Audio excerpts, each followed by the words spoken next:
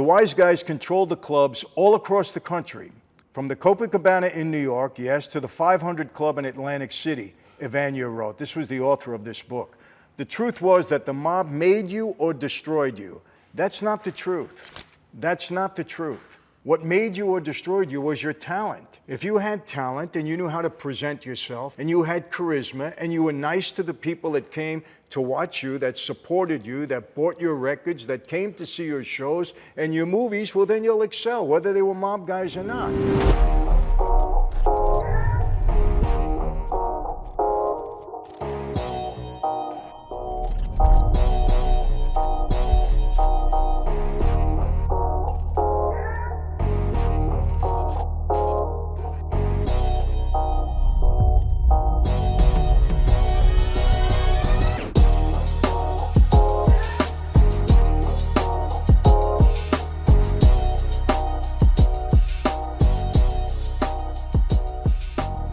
Hey everyone, welcome to another Sit Down with Michael Franzese. Hope everybody is doing well. All is very good, very blessed on this end. As always, we give God all the praise, honor, and glory for that. I'm going to talk to you today about Tony Bennett. As you know, he recently passed away in the month of July. He was 96 years old, I believe. Brilliant singer, brilliant career. We're going to talk about that and his connections to the mob. Everybody wonders how many of these, artists, these great recording artists from yesteryear will say, were connected to the mob. There's a fascination with that. Elvis Presley, Hoover, kept trying to prove that there was a mob connection between Elvis and the mob, all this kind of stuff. So we're going to get into it a little bit about Tony Bennett just quickly. Before I do that, September 9th at the Robbins Theater in Warren, Ohio, I'm doing a benefit for Ray Boom Boom Mancini, great fighter, dear friend of mine, and a great cause. So I think there's some tickets still available. We're going to have a great night. We're going to talk about my former life. We're going to take pictures, VIP signings, the whole bit. So please come and support Ray that evening if you're in Ohio or Michigan area.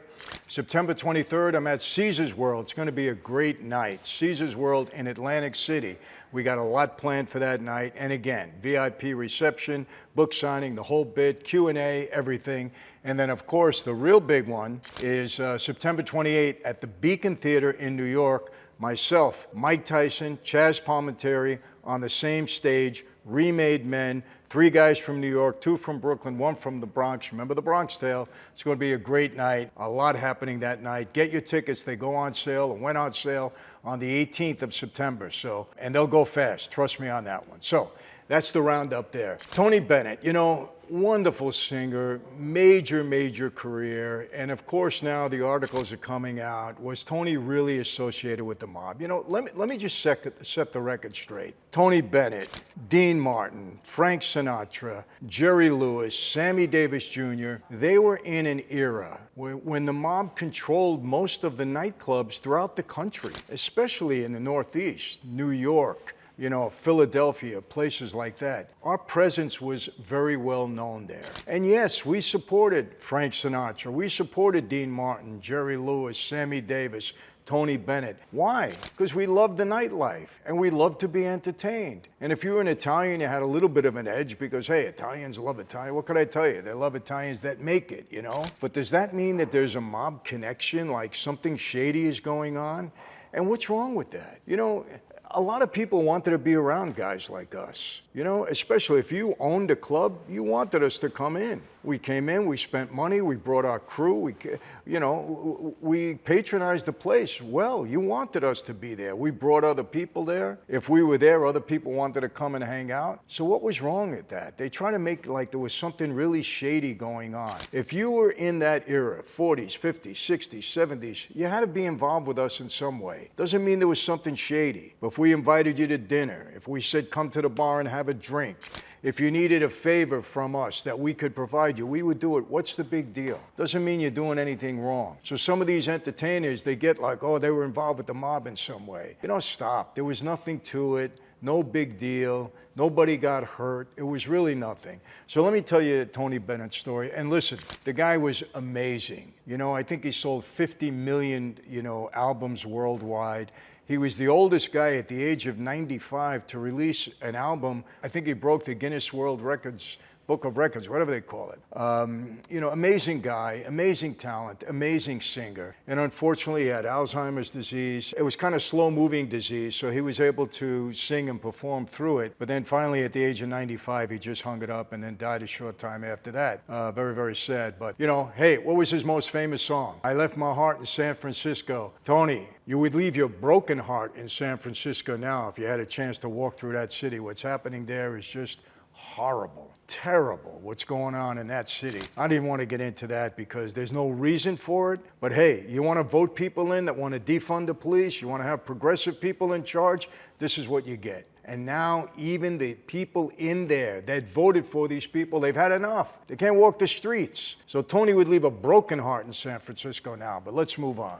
I want to read from an article that I have that I think is very interesting. It said, the truth about Tony Bennett's former mob connection. Tony Bennett is in the same class of Italian-American New York area crooners of the 1950s as Frank Sinatra. In fact, the two are very close friends, greatly respected each other's artistry. For my money, this is a quote, Tony Bennett is the best singer in the business, Sinatra once said of Bennett, via the New York Times. He excites me when I watch him. He moves me. He's the singer who gets across what the composer has in mind and probably a little more. What a compliment coming from Frank Sinatra. That tells you what kind of a singer that Tony Bennett was. But while Sinatra's ties to the mob are relatively well documented, meaning what? That he knew mob guys, okay, so what? Was he committing crimes with them? No. So what's the crime in knowing somebody? Bennett maintained a particularly clean-cut, uncontroversial public image. Even so, Bennett was not entirely untouched by the presence of organized crime in the 50s music scene. Neither was anybody else. Even Tiny Tim. Let me tell you something. I went to the Copacabana from the time I was 9, 10 years old. And I met everybody there. My dad was friends with Tiny Tim, if you remember him. Tiptoe Through the Tulips, remember that song? Does that mean he was somehow involved with organized crime? I met everybody there. Bobby Darin, Paul Anka, Diana Ross, Dionne Warwick, Sinatra, Jerry Lewis, you name it, we met him there. And yeah, they'd come over and say hello to my dad. Julie Podell was the owner of the Copacabana. What a great room. They'll never duplicate that room again. Intimate, 300 people, right up close no matter where you sat, even though we always sat ringside. It was just a wonderful place. And yeah, everybody knew everybody. Were they doing anything devious? Was there criminal activity going along? No. So that's the mob connections that they're talking about. Okay, yes, they're saying Frank Sinatra was a conduit between the Chicago mob and John Kennedy, and but was there anything shady going on? No, there wasn't. So whenever they say that these mob connections, unless you have something, viable, factual, evidence, don't talk about it like there was something wrong, because it's not right. You're trying to put a blemish on somebody's career, and it's just not right. And the same is for Tony Bennett. It's just not right. The wise guys controlled the clubs all across the country, from the Copacabana in New York, yes, to the 500 Club in Atlantic City, Evanier wrote. This was the author of this book. The truth was that the mob made you or destroyed you. That's not the truth. That's not the truth. What made you or destroyed you was your talent. If you had talent and you knew how to present yourself and you had charisma and you were nice to the people that came to watch you, that supported you, that bought your records, that came to see your shows and your movies, well, then you'll excel, whether they were mob guys or not. Now, if you want to be a jerk, no matter if you were a jerk to the studios back then, they would destroy you. You wouldn't get in movies. If you wanted to be a jerk to people that had control over that industry, well, you weren't going to succeed. So they didn't destroy you. That's not true. It's your talent that made you and the way you carried yourself with the people around you. That's what made you. So don't take anything away from these people. They would have made it with or without the mob. Understand that. Now, yes, you're going to go back to Frank Sinatra. Well, they helped him get the movie From Here to Eternity. So what? So what? You think there isn't a lot of stuff going on in Hollywood? Friends call up, hey, do me a favor, put this person in a movie, somebody with influence. What's wrong with that? There's nothing wrong with that. And don't make it sound like there's shady business going on between these brilliant entertainers that have so much talent and work so hard to have a career that they had. And that, of course, includes Tony Bennett. Don't take anything away from him. In All Things You Are, The Life of Tony Bennett, biographer David Evanier wrote that Bennett's career was given a leg up with financing and nightclub access by members of Al Capone's mob family. And what did that mean? So maybe he needed some money in the beginning. I don't know if it's true or not. Maybe to go and record a record and they gave it to him. So what? So if you went to a bank, does that mean the bank made your career? I don't understand what that means. So if he had friends that lent him money, is there anything wrong with that? Did he do anything shady? No, he used it to perfect his talent and to get his talent out there. But they make it sound like it's shady because it's Al Capone. So what? Doesn't matter who it is. However, the biographer also wrote that Bennett managed to escape his mob ties, whatever that means, or at least loosen them by paying the mob $600,000 in the late 1960s per the New York Daily News. I don't know what he paid him for. Listen, if you have a manager or you have somebody that has a hold on you and you want to get out of the contract, maybe you have to pay them off. How many times it happened in the industry? You got to make a payment to get out of a deal. So if there was a mob guy that helped him out, and again, I don't know what the situation was, but if a mob guy helped him out and he had to pay him off to get him out of the contract, so to speak, so what? Is there anything shady about that? No. Nothing at all.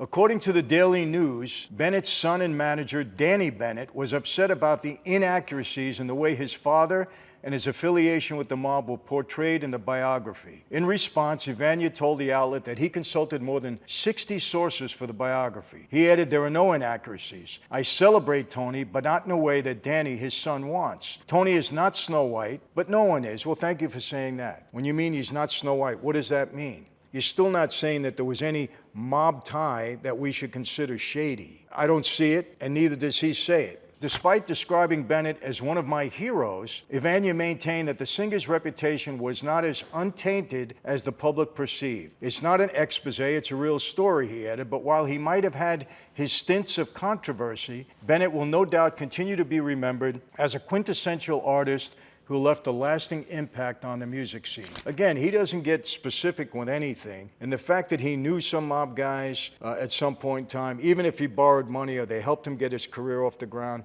so what? That doesn't take away from his talent in any way at all, and I want to make that clear. You know, they all get this mob ties. You know, how many people had mob ties with me? They didn't do anything wrong with me. Because I was a mobster, I knew them, I went to their place, I ate with them. You know, maybe I lent them money. That doesn't mean they did anything wrong. Understand that. After severing ties with the mob from his earliest days in the industry, Tony Bennett found himself in trouble with another Mafia group. Following Bennett's separation from his second wife, Sandra Grant, in the late 70s, the Rags to Riches singer, one of his songs, reportedly went into a dark hole, eventually leading him to substance abuse and suicidal thoughts, as revealed by David Evania, author of his biography, All Things You Are, The Life of Tony Bennett. In the book, Bennett reportedly also shared that the dark period was intensified by his then financial problems and the sudden death of his mother.